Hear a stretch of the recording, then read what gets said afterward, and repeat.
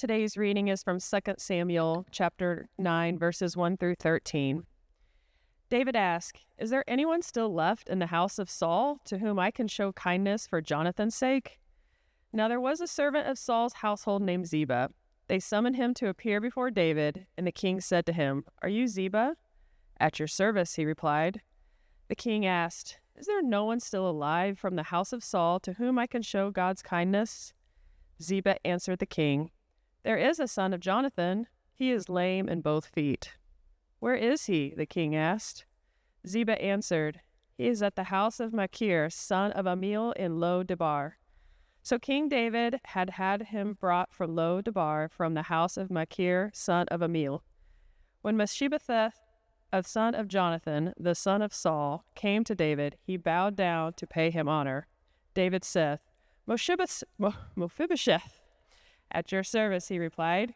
"Don't be afraid," David said to him, "for I will surely show you kindness for the sake of your father Jonathan. I will restore to you all the land that belonged to your grandfather Saul, and you will always eat at my table."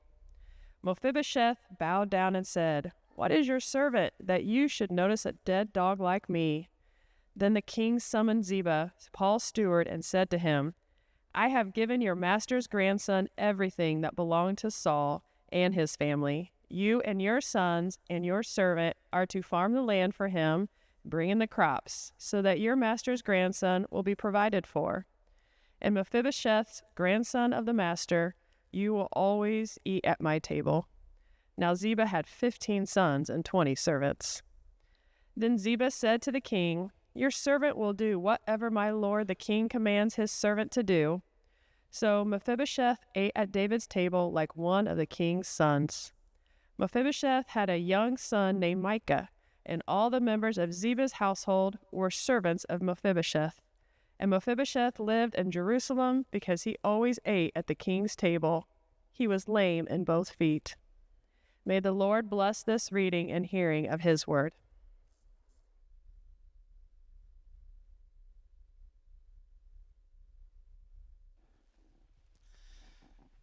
That is, of course, the risk of volunteering to become the scripture reader. Is you never know when the pastor's going to pick a story where you have to say, I lost count of how many times, Alicia, 7, Mephibosheth. Anyway, you may have noticed as you came in the church this morning, there were flags planted at either side of the entrances, 14 flags, in honor of the 14 active duty servicemen and servicewomen that are connected to our church. This was done by our military ministry, and when they first approached Bob Drawley and myself about doing this, Claire Fisher had this idea. I thought, what a wonderful idea of a way to honor July 4th, because to me it speaks to what national holiday should be about, that it's not just about having some days off work to relax or grilling out, enjoying fireworks, but it's about honoring those who have served, those who have sacrificed, in order to protect our freedom and to protect the freedom of others around the world. And so I thought, that's what I want to talk about. That simple idea inspired me to say, hey, I think today we're going to talk a little bit about honor. When I was the children's pastor at St. Luke's United Methodist Church, I served in that role for a number of years. We used a curriculum that had monthly virtues that we tried to teach the kids, and each monthly virtue had a definition, and I always liked how they defined honor.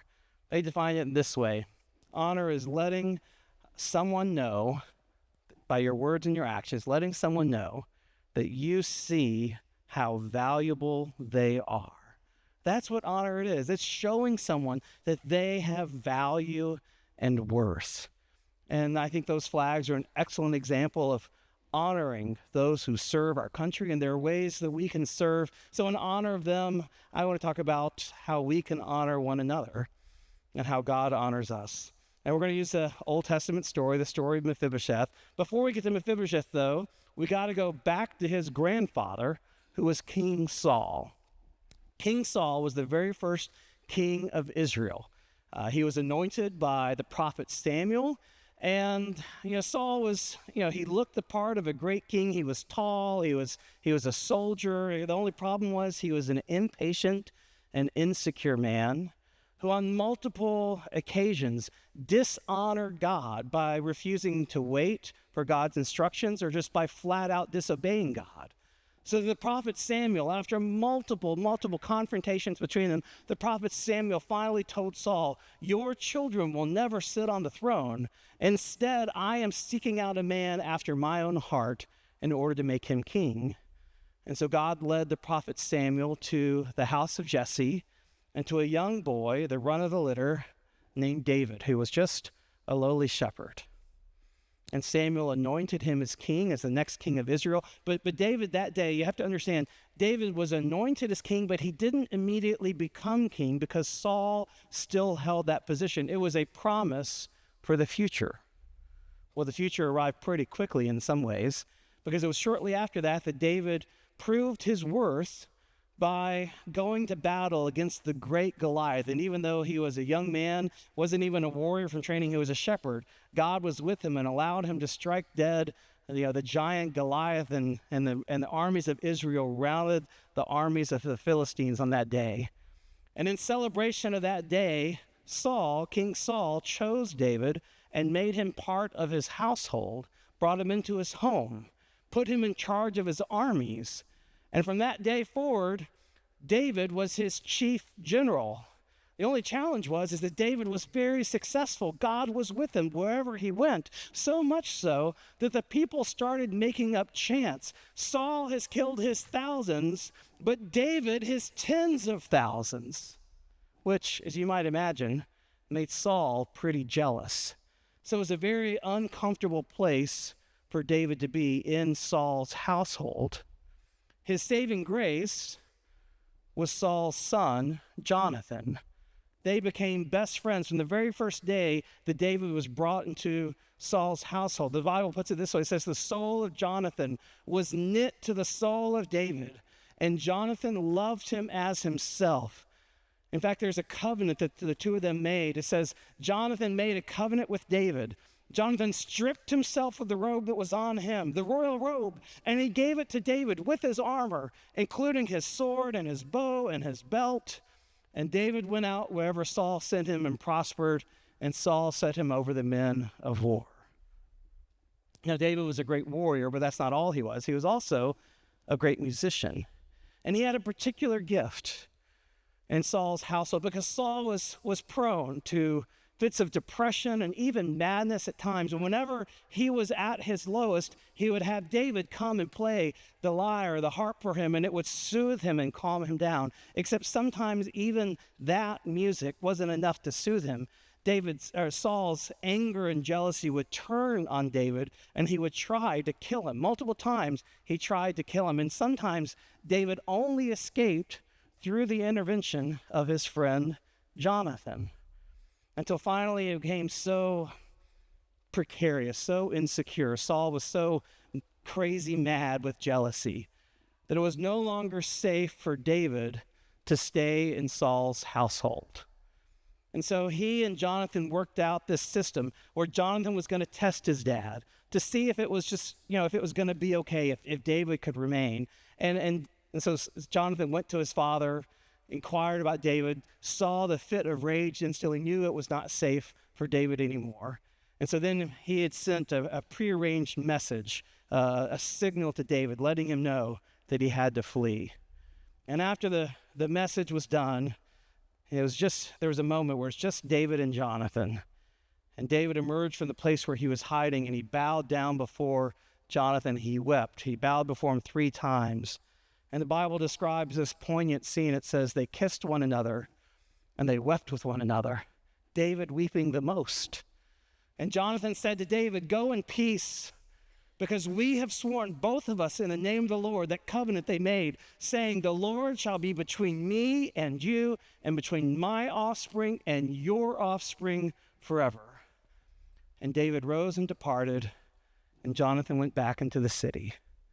And that's the last time those two men, those friends, ever saw each other. After that, David lived on the run. He was hunted down by Saul, who scoured the countryside looking for him. He was hiding in caves. Eventually, Saul drove him out of Israel. He had to go take shelter among the Philistines. Imagine that. David, who had killed Goliath, who had routed the Philistines, had to seek shelter among them because Saul was out for his life. For over a year, David lived in exile in Philistine country. And then after a year went by, the Philistines went to war with Saul again, except the king of the Philistines wouldn't let David join them in battle. He said, "Stay back, you're a Hebrew. We can't trust you against your countrymen." And so the Philistines went to war with Saul, and they routed them because God's hand was against Saul. And not only did they rout him, they killed Saul and 3 of his sons, including Jonathan. So when word reached David that his best friend Jonathan was now dead, you can imagine the deep grief he had in his soul.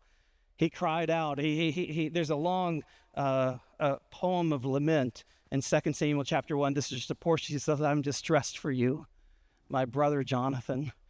Very pleasant you have been to me. Your love to me was extraordinary, surpassing the love of women. How the mighty have fallen, and the weapons of war have perished." He was inconsolable in grief. But now that Saul was dead, along with his sons, that meant someone had to be king.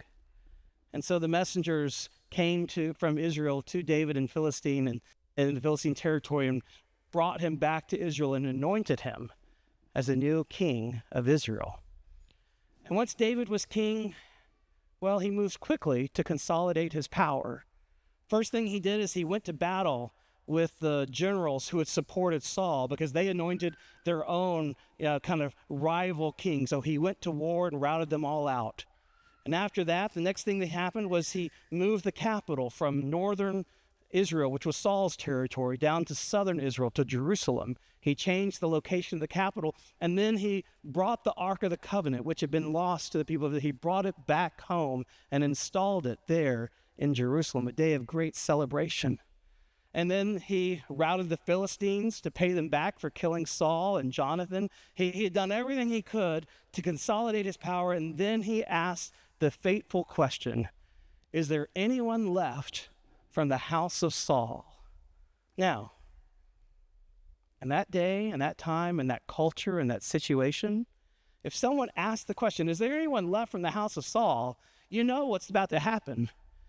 Is there anyone left from Saul's house? Because if so, I got to kill him, right? Because that's how you consolidate your power. If there's some descendant out there who has a claim to the throne, they are your threat. They are your enemy. If you've seen House of the Dragon or Game of Thrones, you know this is the case. You kill the enemy, right?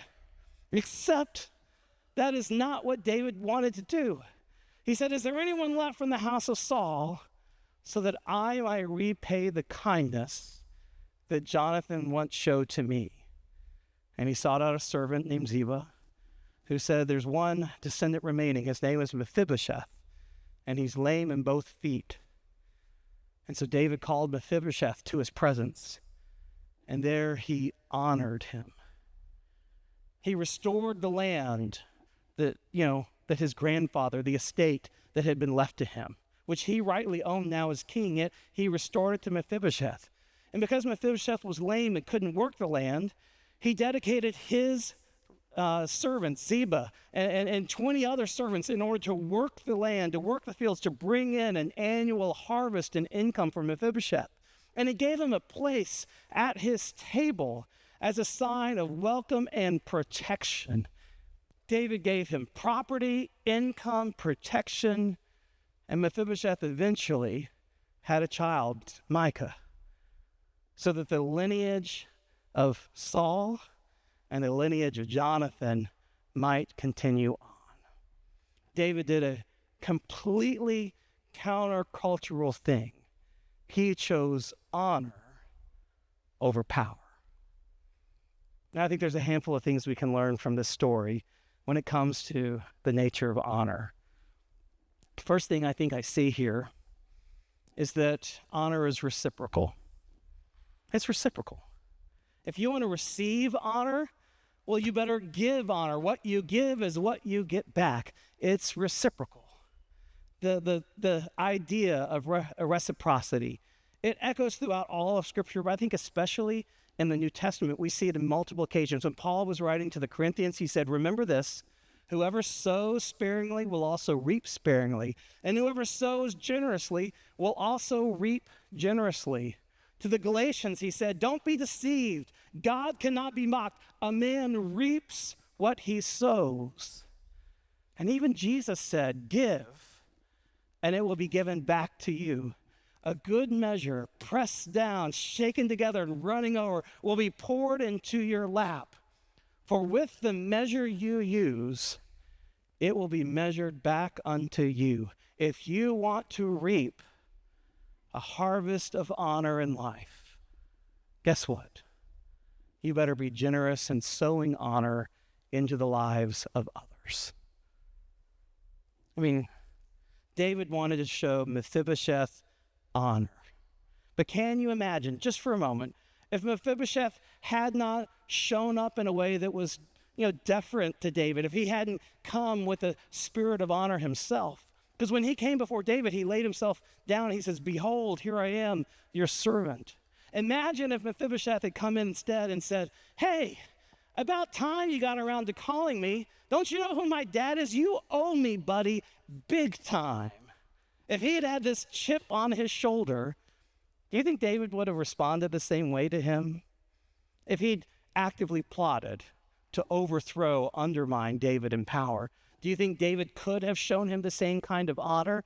David was able to show him honor because Mephibosheth showed him honor too. It's reciprocal. I am sometimes appalled in today's culture by how poor we are at showing honor to one another, right? I don't have to give you examples. Every single one of us can think of all kinds of examples in our world, in our culture, in our media, where we stink at showing honor to one another. And I don't know exactly what the root cause is. If it's the pace at which we live that keeps us from really seeing the value of the people around us, if it's the polarization that makes us feel threatened by one another, or if it's the impersonality, like the destruction of, what I would say, personhood of social media, that we forget there's a person on the other side of all these comments and posts we make. We just aren't good at showing honor anymore.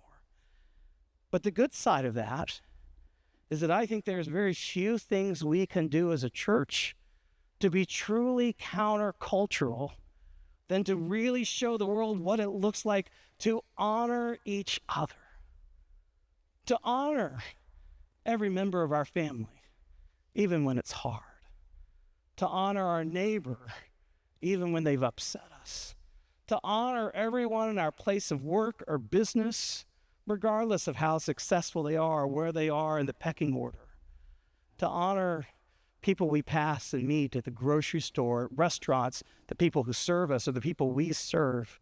If we want to be countercultural, let us be people who liberally show honor to others, who see value. Because when we do that, then we show our value. We receive honor back in turn. So honor is reciprocal. But I have to tell you, it's not always symmetrical. In fact, I think sometimes honor is most powerful when it's asymmetrical. Let me tell you what I mean by asymmetrical honor. In David's time, same as in Jesus' time, same as in our time, society is not all even. It's highly stratified. There are layers of society, and typically in their world and in our world, honor goes up to the top. We show the greatest amount of honor to those who are in the highest positions, to the king, to the president, to the CEO or the boss, right? Because they have power to either bless or curse us, so we show them honor in hopes that they'll give us some of that honor back, right? It flows in one direction. We are bound to show them honor that they are not bound by the same way to give back to us because we don't have the same power over them. And I guess what I want to make the point is that David sat at the top of the food chain, didn't he? He was the king of Israel. There was no one above David except maybe the prophets, Samuel and Nathan. He had to listen to them when they spoke to him, but otherwise he could do whatever he wanted. He didn't have to show honor to anyone. Mephibosheth, in contrast, was at the very bottom of the pyramid. He was disgraced. He was on the run. He had no property. He had no land. He was lame in both feet. He couldn't work. He couldn't earn. He was dependent on the kindness and graciousness of whoever brought him in, and he couldn't bring anything to their household except danger, the threat that one day they might be harmed for helping an enemy of the throne, right? Mephibosheth had nothing to offer David, and he was deeply aware of that. For when David showed him honor, what was his first response? He says, "Who am I, your servant, that you would show honor to a dead dog like me?" He knew he didn't deserve honor, that he could not repay it. And that's what makes it so powerful, what David did. Because it was unexpected, because it was asymmetrical, because Mephibosheth could never repay David the honor he was receiving. That's what made it beautiful. And Jesus commanded his disciples over and over again, that's us, to practice the same kind of asymmetrical honor. He told his disciples, he said, the kings of the Gentiles, you know how it is, they lord it over over everyone. And those in authority over them are called benefactors. In other words, in the world around us, guess what? Honor flows up. But Jesus says, not so among you.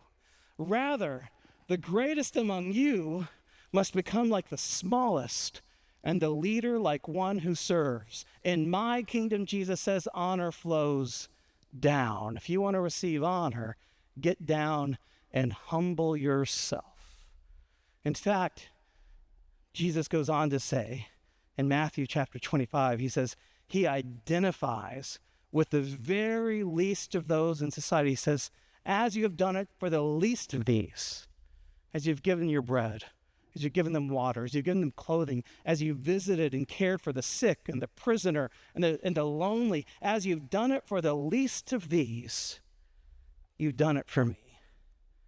This is what's so beautiful about God's kingdom, that our King identifies with those on the bottom. Why? So that honor might always flow down, so that we might be able to see the value and the least of these, to see in them image bearers of God's glory, Christ's presence in them. We are called to practice asymmetrical honor that will never come back to us, that can never be repaid. And lastly, I think about David and Mephibosheth. I think the most important honor sometimes we give is the honor of memory, of remembering what others have done for us. It is true, Mephibosheth could never repay David for what he received. But by the same token, David could never repay Jonathan, could he?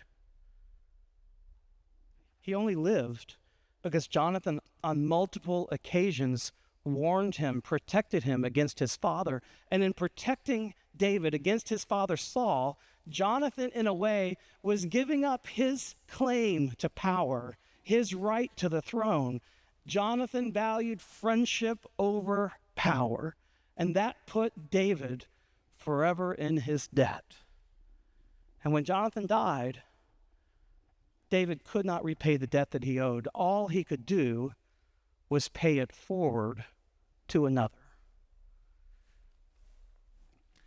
One of my favorite movies is Saving Private Ryan. I love the line at the very end where Tom Hanks kind of pulls in Private Ryan, Matt Damon, close to his ear, and he whispers just a final word in his ear. Do you guys know the word, those who've seen the movie? Earn this. Earn it. Live a life worthy of this sacrifice that you've received.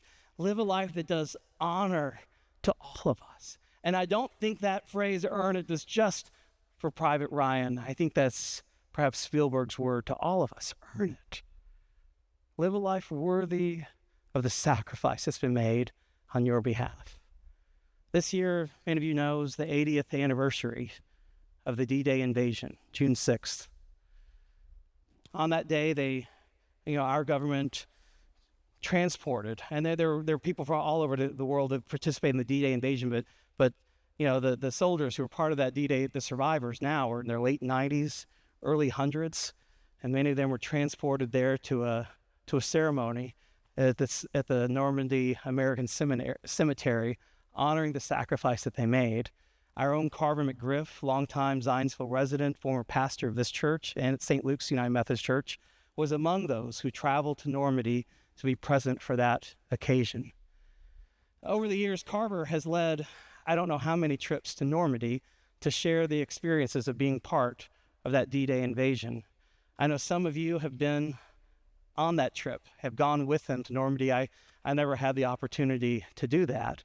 I was talking, though, on June 6th with Keith Smith, a member of our church, who had gone to Normandy with Carver.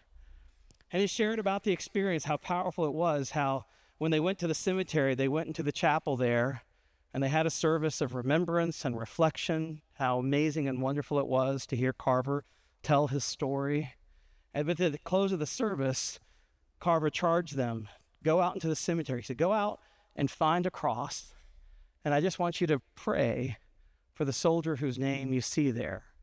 Because in Keith's words, Carver told him, it may have been years since anyone prayed for that individual. But Carver was teaching them, showing them, was the importance of remembering.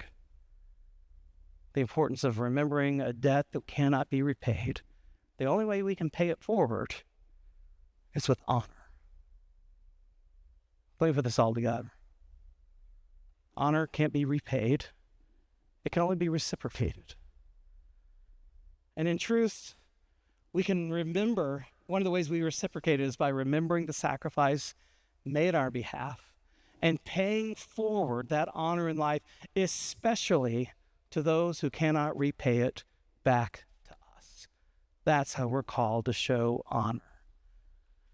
I just want you to notice how David showed honor to Mephibosheth. What did he do?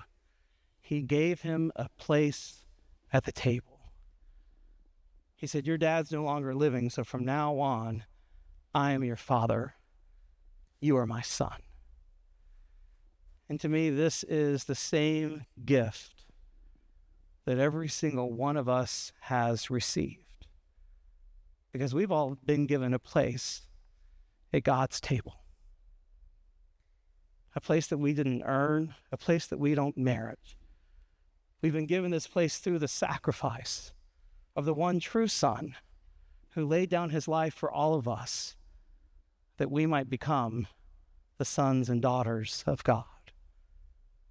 And if God has so lavished his grace, his honor on us, then we are called to go forth in his name, to treat one another with honor, to treat even the least of these in our world with honor, that they might know that there is always a place for them at God's table.